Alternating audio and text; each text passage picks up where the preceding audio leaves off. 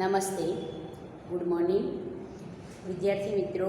આજે આપણે ગુજરાતી વ્યાકરણમાં સમાસ વિશે ભણીશું. સમાસ એટલે શું? તો સમાસ જે શબ્દ છે એનું અર્થઘટન કરીએ તો સમ પ્લસ આસ. સમ પ્લસ આસ સમાસ. સમ એટલે સરખું અને આસ એટલે ગોઠવણી. સમ એટલે સરખું અને આસ એટલે ગોઠવણી. તો શબ્દોની સરખી ગોઠવણી એટલે સમાસ. શબ્દોની સરખી ગોઠવણી એટલે સમાસ. ઓછામાં ઓછા શબ્દો વડે જ્યારે એ અર્થને વ્યક્ત કરવાની વાત આવે ત્યારે સમાસ બને. બરાબર. બીજું, જુદા જુદા અર્થવાળા બે કે તેથી વધુ શબ્દો જોડાઈને નવા અર્થવાળો જે શબ્દ બને. જુદા જુદા અર્થવાળા બે કે તેથી વધુ શબ્દો જોડાઈને નવા અર્થવાળો એક નવો શબ્દ બને તેને આપણે સમાસ કહીએ છીએ. સમાસની જુદી જુદી વ્યાખ્યાઓ તમને સમજાવું છું. પહેલાં કે સમ એટલે સરખું, આસ એટલે ગોઠવણી. તો શબ્દોની સરખી ગોઠવણી એટલે સમાસ. બીજી રીતે આપણે એવું કહીએ કે જુદા જુદા અર્થવાળા બે કે તેથી વધુ શબ્દો જોડાઈને જે નવા અર્થવાળો શબ્દ બને છે તેને સમાસ કહે છે. નવા રચાયેલા પદને, જે બે શબ્દો હતા એને જોડીને જે એક શબ્દ બનાવ્યો એ નવું પદ બન્યું. એ તો એ નવા રચાયેલા પદને આપણે સામાસિક પદ પણ કહી શકીએ. એટલે કે સમાસને બીજા સામાસિક પદ તરીકે પણ આપણે ઓળખાવી શકીએ છીએ અથવા તો કહી શકીએ છીએ. શબ્દોની કરકસર કરવી અને કહેવાની વાતને સંક્ષેપમાં કહેવી. ત્રીજી રીતે આપણે એની વ્યાખ્યા આપવી હોય તો કે શબ્દોની કરકસર કરવી અને કહેવાની વાતને સંક્ષેપમાં કહેવી એ સમાસનું કાર્ય છે. શબ્દોની કરકસર કરવાની અને જે કહેવું છે એને ટૂંકમાં કહેવું, સંક્ષેપમાં કહેવું એ એનું શું છે? સમાસનું કાર્ય છે. સમ પ્લસ આસ, જેમાં સમ એટલે સરખું અને આસ એટલે ગોઠવણી. તો પદોની યોગ્ય ગોઠવણીની વ્યવસ્થા એટલે સમાસ. પદોની યોગ્ય ગોઠવણીની વ્યવસ્થા એટલે સમાસ. તો સમાસ વિશે આપણે જુદી જુદી વ્યાખ્યાઓ આપી.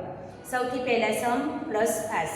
સમ એટલે સરખું, આસ એટલે ગોઠવણી. તો શબ્દોની સરખી ગોઠવણી એટલે સમાસ. પદોની યોગ્ય ગોઠવણીની વ્યવસ્થા એટલે સમાસ. પછી જુદા જુદા અર્થવાળા બે શબ્દો મળીને જે એક નવો શબ્દ બને તેને સમાસ કહે છે. પછી નવા બનાવેલા પદને આપણે સામાસિક પદ પણ કહી શકીએ છીએ. ત્યાર પછી શબ્દોની કરકસર કહેવી અને કહેવાની વાત કરવી. શબ્દોની કરકસર કરવી અને કહેવાની વાતને સંક્ષેપમાં રજૂ કરવી તેને એ સમાસનું કાર્ય છે. પછી આગળ આપણે વાત કરીએ તો અહીંયા મેં એક વ્યાખ્યા તમને લખેલી, ચોક્કસ વ્યાખ્યા કે બે કે તેથી વધુ પદો જ્યારે એક પદ બને. બે કે તેથી વધુ પદો જ્યારે એક પદ બને ત્યારે એવા સમસ્ત પદને સમાસ કે સામાસિક પદ કહે છે. આગળ જે મેં તમને સમજૂતી આપી એટલે સમાસને આપણે જુદી જુદી વ્યાખ્યા આપી શકાય. બરાબર. પણ બધાનો અર્થ છેલ્લે કે આવીને અટકે છે અહીંયા. સમાસ એટલે શું? તો બે કે તેથી વધુ પદો જ્યારે એક પદ બને ત્યારે એવા સમસ્ત પદને સમાસ કહે છે. સમાસને આપણે સામાસિક પદ પણ કહી શકીએ છીએ.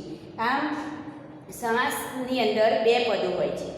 બે પદો, દાખલા તરીકે આપણે જોઈએ, સમાસની અંદર બે પદો હોય છે. એક પદ જે છે એને પૂર્વપદ કહેવાય, બીજું પદ છે એને ઉત્તરપદ કહેવાય. ક્યારેક સમાસમાં બે પદો કરતાં વધારે પદોનો પ્રયોગ થયો હોય તો પૂર્વપદ અને ઉત્તરપદને છોડીને વચ્ચેનું જે પદ છે એને શું કહેવાય? મધ્યમ પદ કહેવાય. આપણે ઉદાહરણથી સમજીએ તો સમાસ મુખ્ય બે પદોનું બનેલું હોય પણ ક્યારેક ક્યારેક બે કરતાં વધારે પદોનું પણ બનેલું હોય છે. દાખલા તરીકે માતા પિતા, ગુરુ શિષ્ય. અહીંયા તમને બે ઉદાહરણ મેં આપ્યા. અહીંયા તમે જુઓ તો માતા, એનો વિગ્રહ કરીએ એટલે કે છૂટા પાડીએ તો અને પિતા. તો અહીંયા આ જે પદ છે એને પૂર્વપદ અને આ જે પદ છે એને ઉત્તરપદ કહે છે. એટલે કે સમાસ બે પદોનો બનેલો હોય.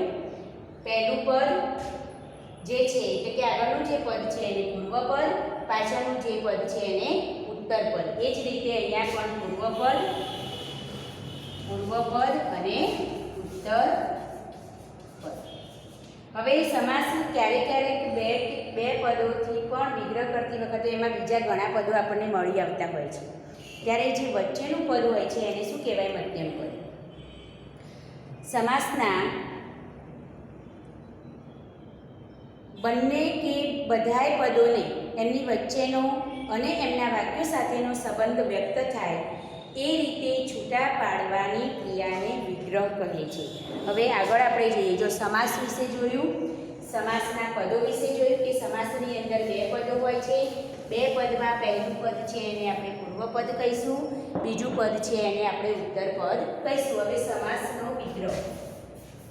સમાસ વિગ્રહ. વિગ્રહ એટલે છૂટું પાડવું. વિગ્રહ એટલે છૂટું પાડવું. સમાસના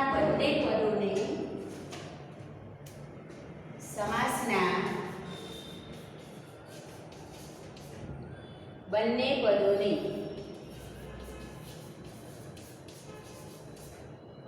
એમની વચ્ચેનો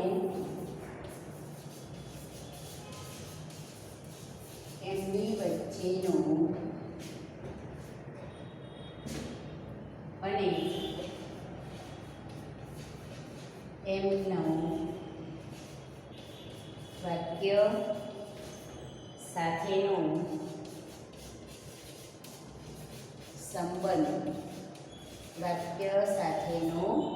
સંબંધ વ્યક્ત થાય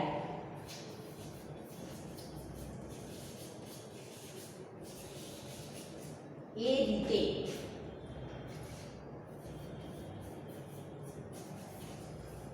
છૂટા પાડવાની ક્રિયાને વિગ્રહ કહે છે.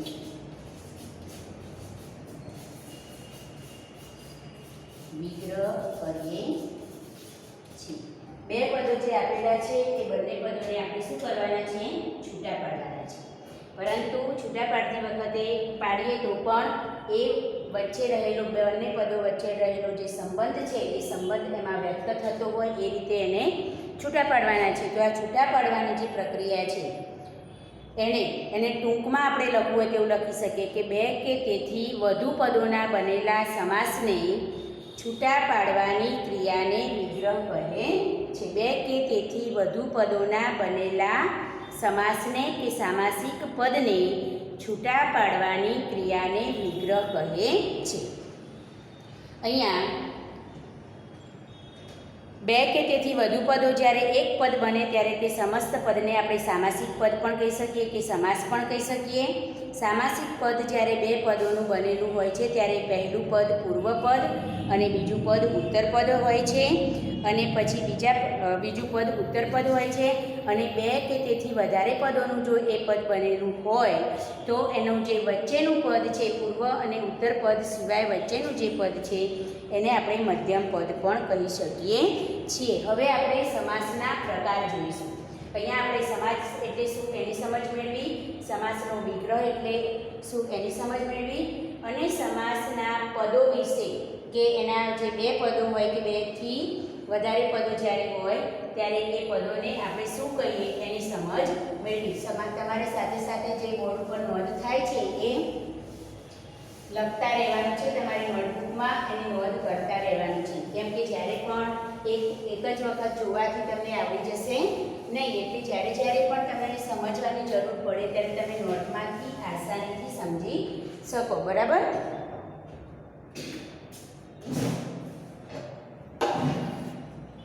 અહીંયા આપણે જોઈશું સમાસના પ્રકાર.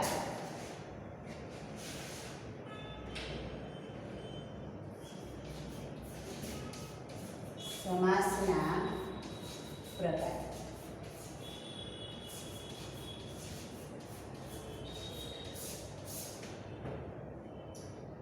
ટૂંકમાં એની વાત પહેલાં હું કરી લઉં, પછી હું તમને એની નોંધ સાથે ઉદાહરણ સહિત લખાવીશ. તો દ્વંદ્વ સમાસ, બે પદો હોય એમાં પૂર્વપદ ઉત્તરપદ, વિગ્રહ કરતી વખતે અને કે જેવા શબ્દો વડે આપણે એને છૂટા પાડી શકીએ. બંને પદ સ્વતંત્ર હોય, બંને પદનો સ્વતંત્ર અર્થ હોય એમાં એ દ્વંદ્વ સમાસ. ત્યાર પછી દ્વિગુ સમાસ. દ્વિગુ સમાસની અંદર પૂર્વપદ એ સંખ્યા દર્શક હોય, પૂર્વપદ સંખ્યા દર્શાવતું હોય અને પાછળનું જે ઉત્તરપદ છે એ ઉત્તરપદ એનો સમૂહ દર્શાવતું હોય ત્યારે દ્વિગુ સમાસ બને. ત્યાર પછી મધ્યમપદ લોપી સમાસ. તો મધ્યમપદ લોપી સમાસને વિગ્રહ કરતી વખતે એમાંથી વચ્ચેના જે પદો લોપ થયા હોય એ પદોને પાછા વચ્ચે ગોઠવતા આપણને એ પૂરા શબ્દનો અર્થ સમજાય છે. ત્યારે જ્યારે વિગ્રહ કરીએ ત્યારે વચ્ચેના પદો મૂકીએ પછી એનો બરાબર અર્થ આપણને સમજાય ત્યારે એ મધ્યમ પદલોપી સમાસ બને. જ્યારે સામાસિક પદ બનાવીએ છીએ અથવા તો સમાસ બનાવીએ છીએ ત્યારે વચ્ચેના પદોનો શું થાય છે? લોપ થાય છે. એ મધ્યમ પદલોપી સમાસ. એ પછી આગળ જોઈએ તો તત્પુરુષ સમાસ. તો તત્પુરુષ સમાસની અંદર જ્યારે વિગ્રહ કરીએ એટલે કે પદોને છૂટા પાડવાની જ્યારે ક્રિયા કરીએ છીએ ત્યારે તત્પુરુષ સમાસની અંદર વિભક્તિ પ્રત્યય મૂકેલો હોય છે. વિભક્તિ પ્રત્યયોમાં બીજી વિભક્તિથી તે સાતમી વિભક્તિ સુધીના પ્રત્યયો એમાં લાગેલા હોય છે. આમ જ્યારે તમે સંસ્કૃતમાં વિભક્તિ પ્રત્યયો જોવા જાઓ તો ડિટેલમાં તમારે કરણ તત્પુરુષ, કર્મ તત્પુરુષ એ રીતે તમારે લખવાનું હોય છે. પણ આપણે ગુજરાતીમાં એવું ડિટેલમાં જવાબ લખવાનો આવતો નથી કે માત્ર આપણે એટલો તત્પુરુષ સમાસ એવું લખી દઈએ તો ચાલે. એટલે આ તો સમજવા માટેની વાત છે કે વિભક્તિના પ્રત્યયો, જે કર્મ વિભક્તિનો પ્રત્યય લાગ્યો હોય તો કર્મ તત્પુરુષ, કરણ વિભક્તિનો પ્રત્યય લાગ્યો હોય તો કરણ તત્પુરુષ, અધિકરણ વિભક્તિનો પ્રત્યય લાગ્યો હોય તો અધિકરણ તત્પુરુષ, સંબંધ વિભક્તિનો પ્રત્યય લાગ્યો હોય તો સંબંધ તત્પુરુષ, અપાદાન વિભક્તિનો પ્રત્યય લાગ્યો હોય તો અપાદાન તત્પુરુષ. આમ તત્પુરુષ સમાસના પેટા પ્રકારો છે. અહીંયા તત્પુરુષ સમાસની અંદર વિભક્તિ પ્રત્યય મૂકવાથી જ્યારે એ પદોને આપણે છૂટા પાડી શકીએ છીએ અને છૂટા પાડતી વખતે કે વિગ્રહ કરતી વખતે જ્યારે પદોની વચ્ચે આવા વિભક્તિ પ્રત્યયો મૂકવાથી એનો અર્થ આપણને પૂર્ણ સમજાય ત્યારે તત્પુરુષ સમાસ બને છે. ત્યાર પછી આવશે કર્મધારય સમાસ. તો કર્મધારય સમાસની અંદર પૂર્વપદ કે ઉત્તરપદ બંનેમાંથી કોઈ એક પદ, મોટાભાગે પૂર્વપદ જ વિશેષણ હોય છે એટલે કે વિશેષતા દર્શાવતું હોય છે. ઉત્તરપદની વિશેષતા પૂર્વપદ દર્શાવતું હોય છે.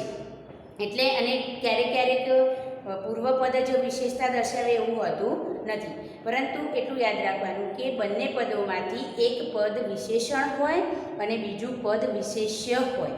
વિશેષ્ય એટલે કે જેની વિશેષતા બતાવવામાં આવી છે એવું પદ. તો એક પદ વિશેષણ હોય અને બીજું પદ વિશેષ્ય હોય ત્યારે કર્મધારય સમાસ બને છે. ત્યાર પછી બહુવ્રીહી સમાસ.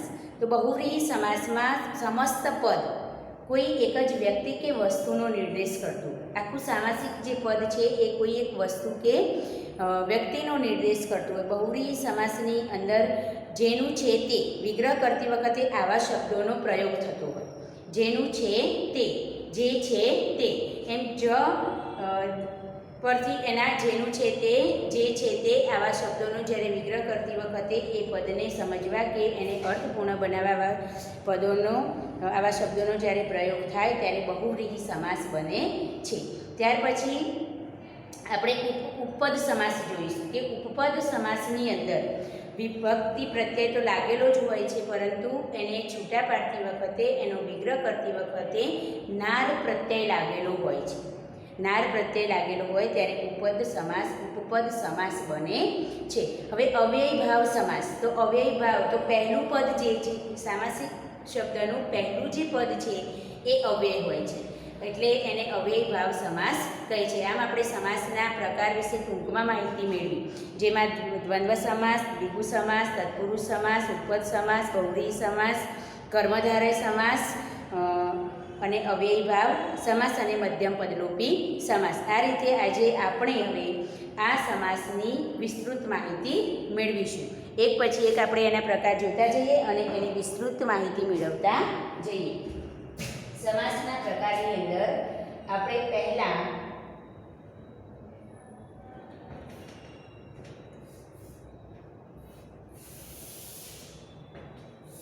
હું તમને અહીંયા એક ખોટું બનાવીને સમજાવી દઉં. તો પહેલો છે દ્વંદ્વ સમાસ. બરાબર, દ્વંદ્વની અંદર ઇતરેતર દ્વંદ્વ, વૈકલ્પિક દ્વંદ્વ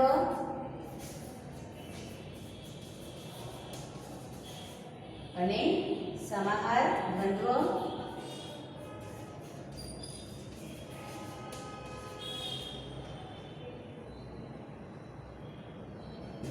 પછી દ્વિગુ સમાસ.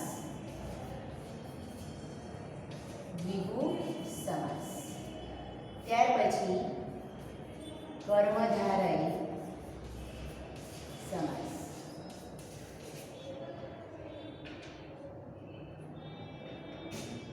અહીંયા મધ્યમ પદલોપી સમાસ, બહુવ્રીહી સમાસ,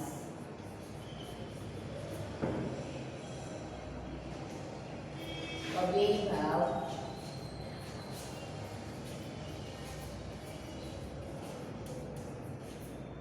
ઉપપદ સમાસ. દ્વંદ્વ, દ્વિગુ, કર્મધારય, મધ્યમપદલોપી, બહુવ્રીહી, અવ્યયીભાવ, ઉપપદ અને છેલ્લે તત્પુરુષ સમાસ. તત્પુરુષ સમાસ. આમાં એના કુલ 8 પ્રકાર. એમાં દ્વંદ્વ સમાસ, ઇતરેતર દ્વંદ્વ, વૈકલ્પિક દ્વંદ્વ, સમાહાર દ્વંદ્વ, દ્વિગુ સમાસ, કર્મધારય સમાસ, મધ્યમપદલોપી સમાસ, બહુવ્રીહી સમાસ, અવ્યયીભાવ સમાસ, ઉપપદ સમાસ અને તત્પુરુષ સમાસ. હવે તત્પુરુષ સમાસની અંદર એમાં પણ એના પેટા પ્રકાર જોઈએ તો કર્મ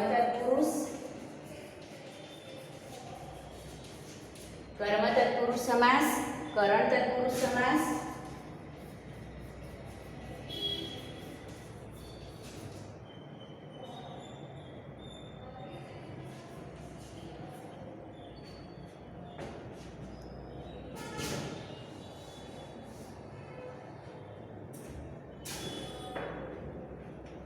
કર્મ, કરણ, સંપ્રદાન તત્પુરુષ,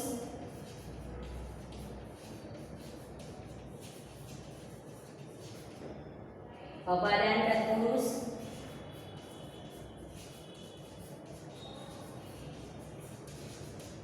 અપાદાન તત્પુરુષ પછી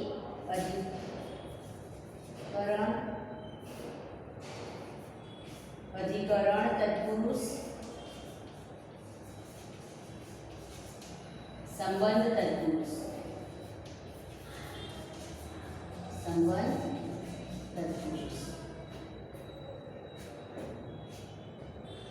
આ રીતે વિભક્તિ પ્રત્યય, જેમાં જે વિભક્તિ પ્રત્યય લાગ્યો હોય એ પ્રમાણે તત્પુરુષ સમાસનો પ્રકાર બને. દાખલા તરીકે કર્મ તત્પુરુષની અંદર ઉદાહરણ આપણે જોઈએ. કર્મ તત્પુરુષની અંદર આપણે ઉદાહરણ જોઈએ તો પ્રેમવશ,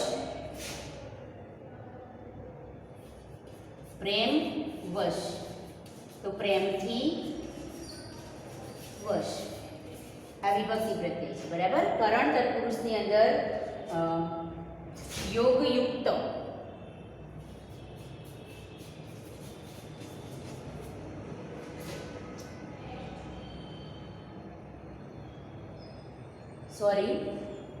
પ્રેમને વશ આવશે વિગ્રહ કરતી વખતે, પ્રેમને વશ. કર્મ વિભક્તિનો આ શું છે? પ્રત્યય છે. પછી યોગથી યુક્ત, થી પ્રત્યય છે કરણ વિભક્તિમાં, યોગથી યુક્ત, યોગથી યુક્ત. અહીંયા કરણ વિભક્તિનો પ્રત્યય શું છે? થી. તો યોગથી યુક્ત. ત્રીજું ઉદાહરણ છે દેશદાજ.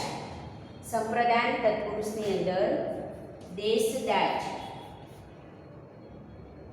તો દેશ માટે દાજ, દેશ માટે દાજ. અહીંયા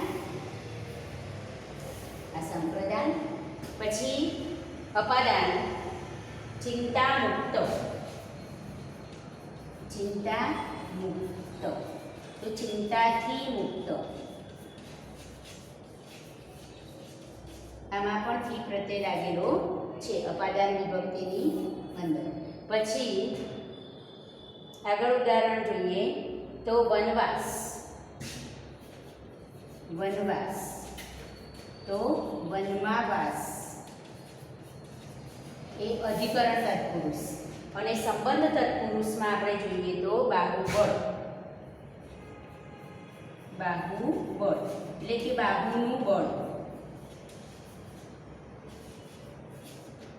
સંબંધ તત્પુરુષ સમાસ એટલે તત્પુરુષ સમાસની અંદર વિભક્તિના આધારે તત્પુરુષ સમાસના જુદા જુદા પ્રકાર અહીંયા બને છે. કર્મ તત્પુરુષ, કરણ તત્પુરુષ, સંપ્રદાન તત્પુરુષ, અપાદાન તત્પુરુષ, અધિકરણ તત્પુરુષ અને સંબંધ તત્પુરુષ. હવે જેમાં જે પ્રત્યય લાગ્યો, હવે કર્મ વિભક્તિનો જે પ્રત્યય છે ને છે, તો એમાં વિગ્રહ કરતી વખતે અહીંયા વચ્ચે શું લાગ્યું? ને લાગ્યું.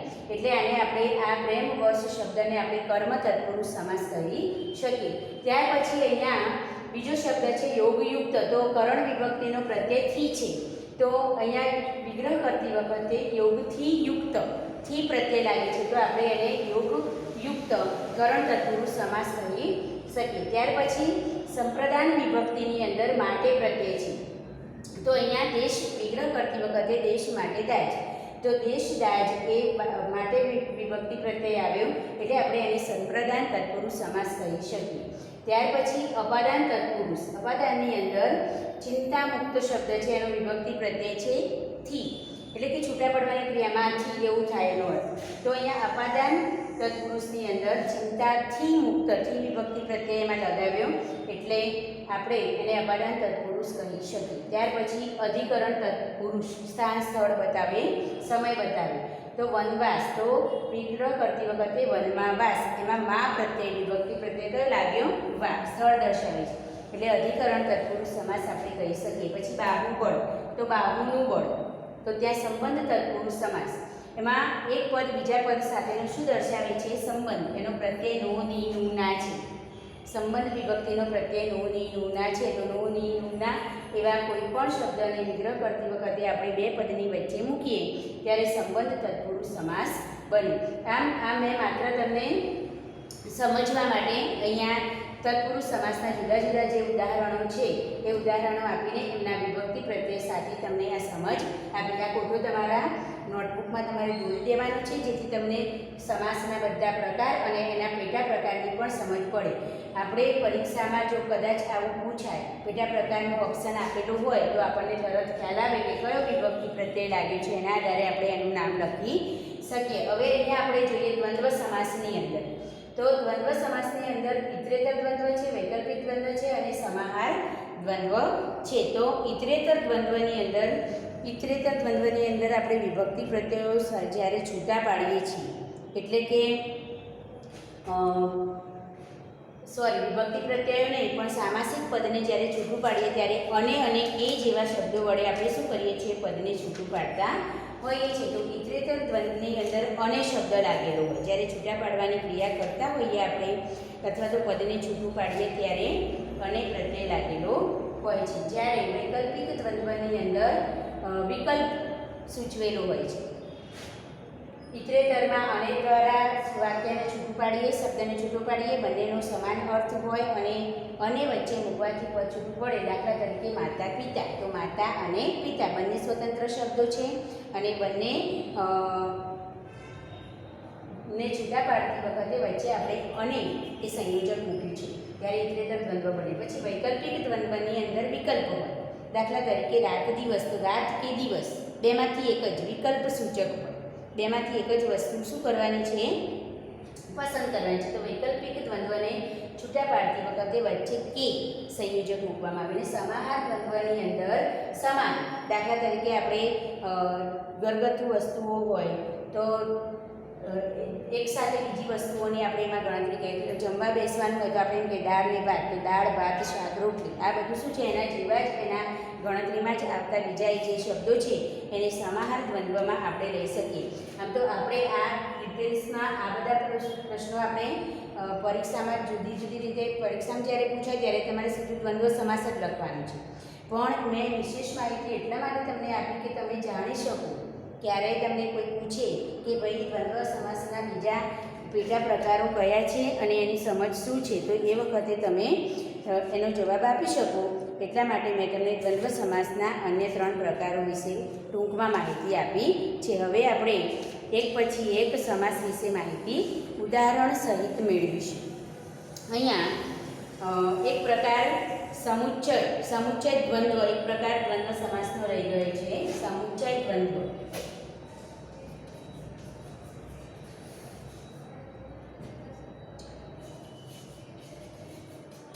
આ 4 પ્રકાર વિશે આપણે દ્વંદ્વ સમાસના પેટા પ્રકારને આપણે 4 રીતે અહીંયા જોઈ શકીએ. જેમાં સમુચ્ચયનો અર્થ નીકળતો હોય એમાં સમુચ્ચય દ્વંદ્વ, દાખલા તરીકે ફળ અને ફૂલ તો ફૂલ અને ફળ. પછી 96 તો 6 અને 90. પછી સમાહાર દ્વંદ્વની અંદર જે સમુચ્ચય દ્વંદ્વ સમાસથી જ એક વચનનો અર્થ નીકળતો હોય. સમુચ્ચય દ્વંદ્વ સમાસ હોય પરંતુ એમાં એક વચનનો અર્થ નીકળતો હોય ત્યારે સમાહાર દ્વંદ્વ બને. ઉઠ બેસ તો ઉઠવાની અને બેસવાની ક્રિયા. આબોહવા તો આબ એટલે પાણી અને હવા એટલે કેવી. તો આ રીતે આબોહવા એવું શબ્દ આપણે સમાહાર દ્વંદ્વમાં લઈ શકીએ. પછી દાળ ભાત શાક રોટલી એને પણ આપણે સમાહાર દ્વંદ્વમાં ઉદાહરણ તરીકે લઈ શકીએ. એમાં બધામાં જ સંયોજકો લાગેલા હોય એવું હોતું નથી. પછી વૈકલ્પિકમાં કે પ્રત્યય મતલબ કે સંયોજક લાગેલું હોય છે કે જેથી કે વડે આપણે બંનેમાંથી કોઈ એક વિકલ્પ પસંદ કરવાનો હોય છે. જ્યારે મિત્રતા દ્વંદ્વની અને દ્વારા છૂટું પડેલું પદ હોય છે કે જેમાં બંને શબ્દોનો સમાન અર્થ હોય છે. આ રીતે જે સમુચ્ચય દ્વંદ્વ સમાસમાંથી બહુવચનનો અર્થ નીકળતો હોય, સમુચ્ચય દ્વંદ્વ સમાસમાંથી ઇતરેતરમાં બહુવચનનો અર્થ નીકળતો હોય, આમાં વિકલ્પનો અર્થ નીકળતો હોય, આમાં એકવચનનો અર્થ નીકળતો હોય અને આની અંદર સમુચ્ચયનો અર્થ નીકળતો હોય, તેમ દ્વંદ્વ સમાસના આ 4 પેટા પ્રકારો છે. બાકીના જે સમાસ છે એને આપણે ઉદાહરણ સહિત હવે સમજીશું. આ કોઠાને તમારે બરાબર ધ્યાન રાખવા અને યાદ રાખવા માટે તમારી નોટબુકમાં નોંધ કરી લેવાનો છે.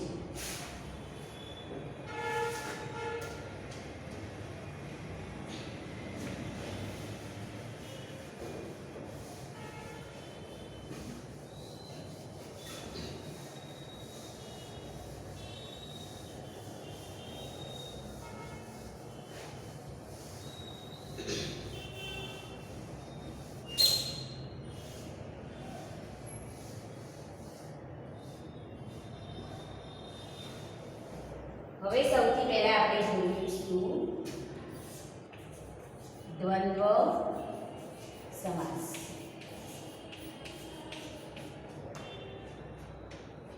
જુદા જુદા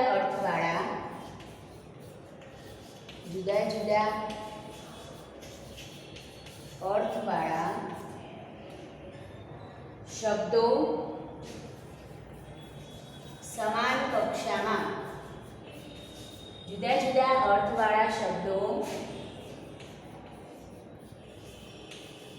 સમાન કક્ષામાં એટલે કે સરખું મહત્વ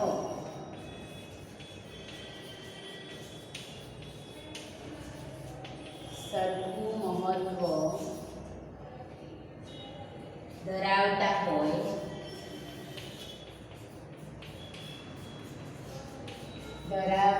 હોય તેને અને તેમની વચ્ચે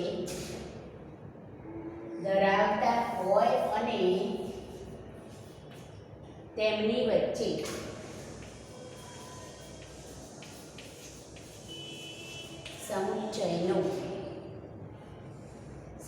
કે વિકલ્પનો મહત્વ ધરાવતા હોય અને તેમની વચ્ચે સમુચ્ચય કે વિકલ્પનો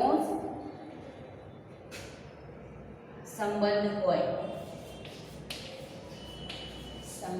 હોય ત્યારે દ્વંદ્વ સમાસ બને છે.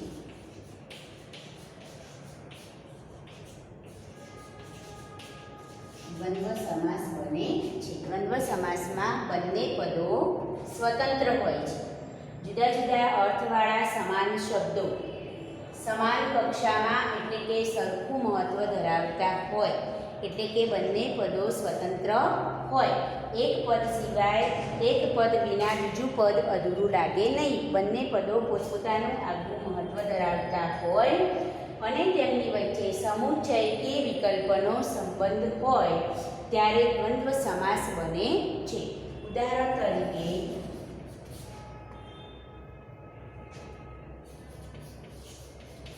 દાળ ભાત, કાળા ભૂરા,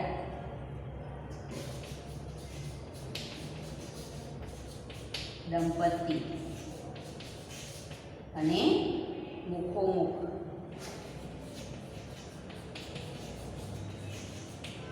દાળ અને ભાત. આની અંદર એવું થાય કે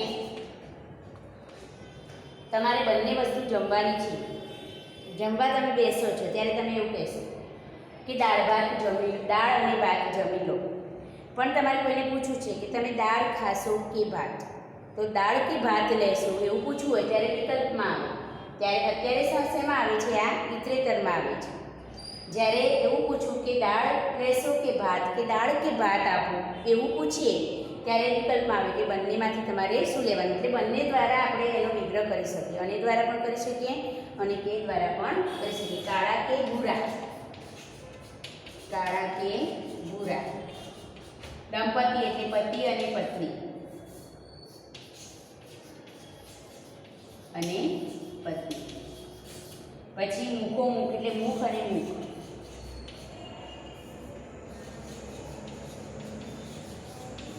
બરાબર. આ રીતે તમારે સમાસનો આ વિગ્રહ છે, આ એનું સામાસિક પદ છે, એટલે કે સમાસ છે અને આ એનો વિગ્રહ છે. તો દ્વંદ્વ સમાસની અંદર બંને પદો કેવા હોય? સરખું મહત્વ ધરાવતા હોય. જ્યારે બંને પદોને આપણે છૂટા પાડીએ છીએ ત્યારે વચ્ચે અને કે જેવા સંયોજકો મૂકવામાં આવે ત્યારે દ્વંદ્વ સમાસ બને છે. હવે જે મેં તમને પેલા ઉદાહરણ સમજાવ્યા હતા હમણાં એના પેટા પ્રકારો, એના વિશે તમે બરાબર સમજી ગયા હશો. બરાબર. અને ખબર પણ પડી હશે કે આમાં આપણે લખ્યું કે કાળા કે ભૂરા એ વૈકલ્પિક દ્વંદ્વમાં આવે છે. હવે આપણે બીજો પ્રકાર જોઈશું, તત્પુરુષ સમાસ.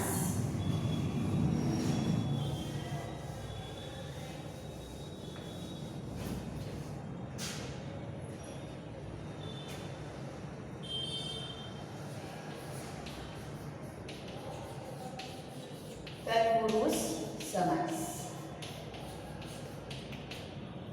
એમાં જે સમાસમાં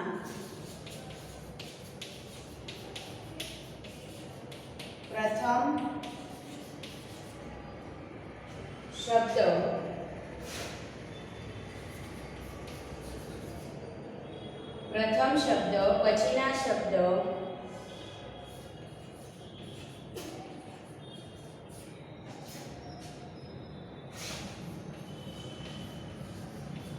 પછીના શબ્દ એટલે કે ઉત્તર પદ.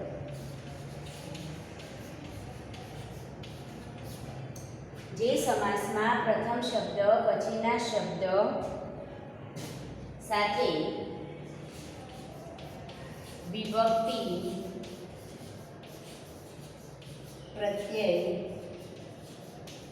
અથવા તો વિભક્તિ સંબંધથી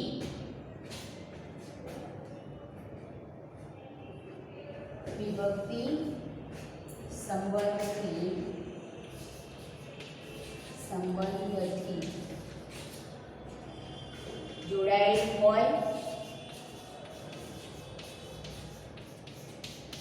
હોય તેને તત્પુરુષ સમાસ કહીએ છીએ.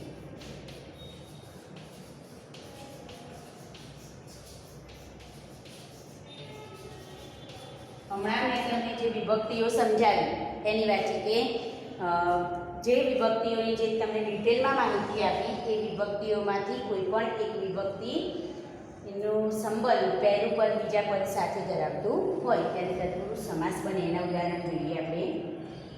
માનવજાત, માનવજાત, સ્નેહભીની, જીવન ચેતના, જીવન ચેતના.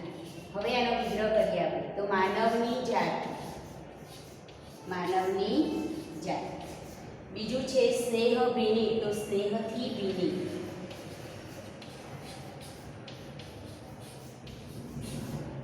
જીવન ચેતના, તો જીવનની ચેતના.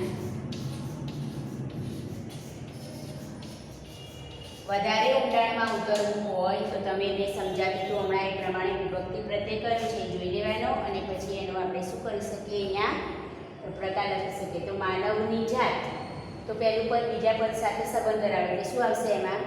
સંબંધ વિભક્તિ, એટલે તે સંબંધ તત્પુરુષ, સંબંધ તત્પુરુષ.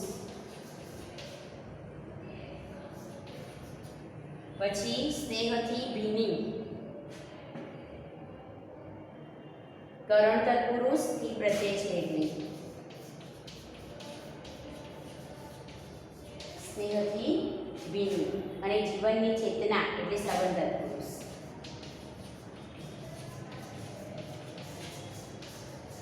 પરીક્ષાની અંદર જો તમારે આ રીતે કરણ, સંબંધ અને એવું ના પૂછાવાનું, મતલબ ઓપ્શન ના આપેલો હોય તો તમારે સીધું ત્યાં શું લખવાનું છે? તત્પુરુષ સમાસ.